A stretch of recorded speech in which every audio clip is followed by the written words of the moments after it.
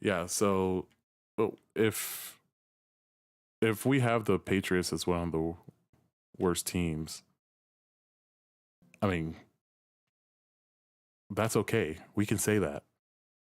They needed to draft maybe some linemen, maybe a running back, maybe a receiver. I mean, they didn't I mean, they pop. did. I mean, they didn't pop, but that's I mean, what they they did. drafted those guys. They just drafted guys that were probably going to be there in the third round. Yeah, reaching up for what was it, Chattanooga? Yeah, Cole Strange. Yeah, Strange and from Chattanooga. Which he's a good player. He's not bad. But But Cole still, Strange would have been there in the third round. yeah, take that Yeah. shot to get you a stud that can go on the outside. You know, get you a game breaking linebacker. I mean, Bill's smarter than all of us probably, and he's still trying to prove that he could do without Tom Brady. But Cough, cough. He can't. Cough, cough. But not with Mac Jones. Not with that. Nope. Hey, Bailey Zappi though. Pro Bowl Mac Jones, gritty in on all of us. Coming on, and they already drafted Mac Jones as replacement.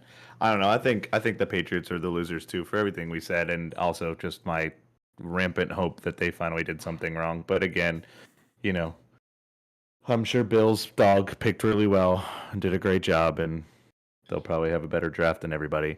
I think outside loser, weirdly, is going to be my team, the Dolphins, only because they've just sacrificed a lot of picks for players that you need to hope now are scheme fits and work in the system you have. Obviously, you want to trade for Tyreek if you can get Tyreek, but if Tua can't do it with him, or if Tyreek just doesn't ever fit the scheme and he was just more of a system player in KC, which I don't think will be the case. I hope isn't the case.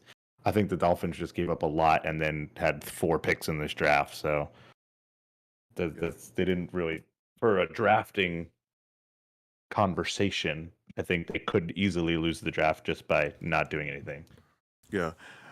It'd be interesting. So Tyreek Hill can flourish in any system. He's literally just going to run down the field, butt naked, wide open, because nobody. Yeah. I mean, don't get me wrong. That's what I'm hoping. And I people are like, well, he's a deep threat. I'm like, he also ran bubble screens with Pat Mahomes all the time and turned them into 60, 70-yard plays and touchdowns. So if that's what he's going to do to thrive here, he's going to do that to thrive. I hope, but I'm just saying from a draft perspective, the Dolphins gave up a lot to get, to get their guy. They got their guy, but he's not older, but he's definitely older than maybe some of these potential stud wide receivers. It's just, what are you giving up? Again, I'm probably going to be wrong on this, but just shoot my shot. Well, the thing that I think helps your team the best with Tyreek is that he's going to blow open the field he's going to blow off the top so Waddle can do his work in the mid-range. Waddle is the key. Cedric Wilson too, to do the same same thing. All Cedric three of them are going to take turns doing that. You have Gesicki getting open in the middle of the field too, and then they drafted another speedster at was it Arkansas? I'm trying to think of where. Oh no, I'm sorry, Texas Tech. And even if he's fringe to make the team, they're just trying to get speed. That's clearly McDaniel's idea. Yeah. See, and that's what makes the draft kind of unpredictable. Like, what is the team going after? But what do they really need? Like, do we, like the Jags? What do we really need? We're last ranked in almost everything. Trevor is struggling. What do we really need? And we need a defense that will allow Trevor to be on the field and develop. That's my sight on it. Like, everyone wanted a receiver. I kind of wanted a receiver. But get a defense that can work and that can play and, get some 3 and outs. I'm confident that they did that. I mean, the defense is on paper already better than what last year's would have been. I mean, the thing we truly need at this point, just looking at the roster, and I guess Marvin Jones is going to be it, but we need an X receiver because everybody else pretty much slot receivers. Christian Kirk, Laviska Shenault. Yeah. Who else they got? Zay Jamal Jones. Agnew, Zay Jones. I mean, those guys are really ex receivers. Just That's new playbook. Put everybody in the slot. I don't understand what the problem is. yeah. And We're hoping, like I said in the Jags chat, if Christian Kirk isn't Steve Smith, then we've paid him way too much money. I think we Spoilers. did that. I think we did that just to mess with the league. I think we did that because But we how knew does that that. help you? How does that help the Jags when they could Well, have got him for cheaper and still paid other players? Doesn't make sense.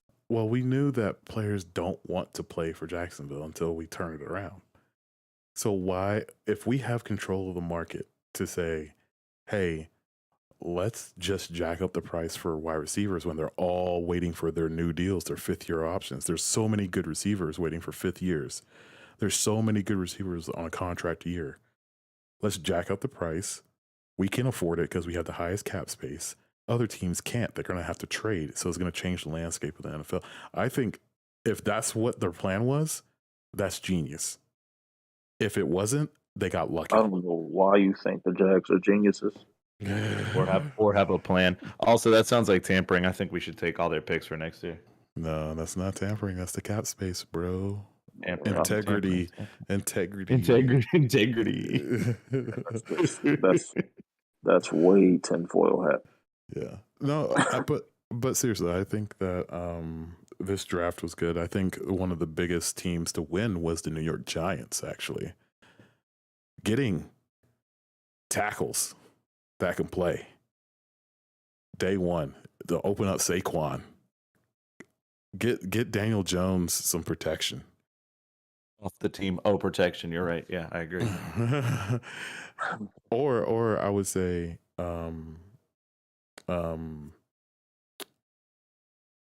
the Philadelphia Eagles had a pretty good draft. Ravens had a pretty good draft. Yeah, Ravens were my biggest winner. They just seemed to hit every pick they were making, and it's nobody sexy. It's weird too, because then they even traded away Hollywood Brown too, but they really just addressed every need. Yep. And that brings me to my biggest loser, because it was a big night of trades, and you could have made a trade to move a receiver that did not want to be on your team anymore. So the New Orleans Saints sitting there and not doing anything, and Michael Thomas is still a Saint, and we'll see if he plays this year or not. But that was an opportunity to get some. I mean, I Get some think the capital. bigger one is the 49ers.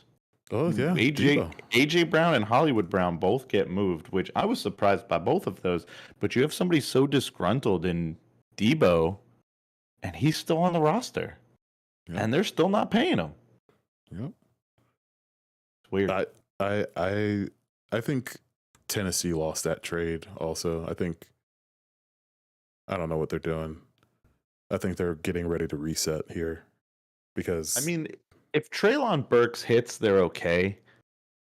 But again, that's as we've been trying to tell our friend Ben Kaufman, the box is a box, or the boat's a boat, but the mystery box could be anything. It can even be a boat. It's just, why are we trading for picks when you know what you have ready?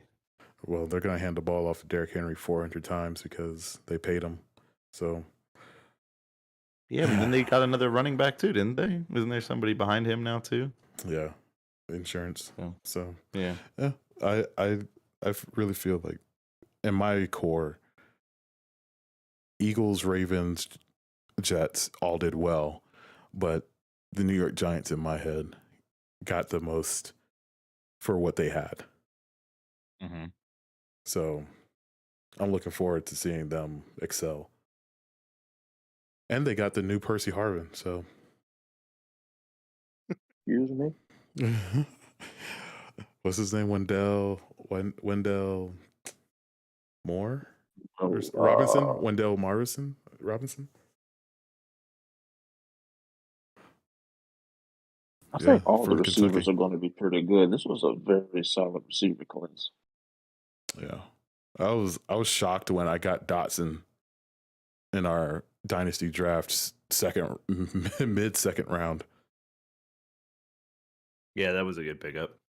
I was like, sure, I'll take him. I thought I was going to be stuck with Mechie or Robinson, but it worked out. They're still stuck between Desmond Ritter and Bell. Yeah. Also, I do think having your drafts, your fantasy drafts after the NFL draft is a lot of fun.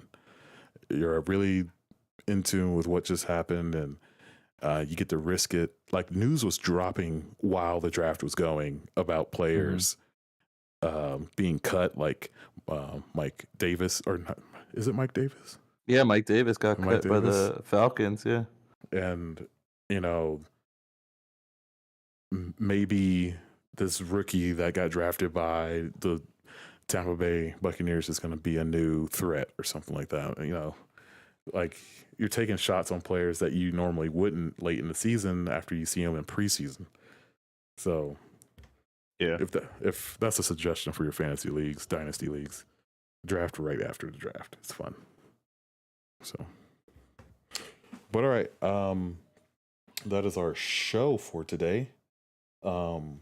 We'll have the Doctor Strange 2 recap probably next Wednesday. We'll see. But if not next Wednesday, it will be the Wednesday after that. We are trying to schedule shows every Wednesday for the summer. So stay tuned to our Instagram, Facebook, Twitter at DugInPod. I've been your host, Adrian Lewis, joined by Ben Weingard and William A. Smith. See you next time. Williams A. Smith.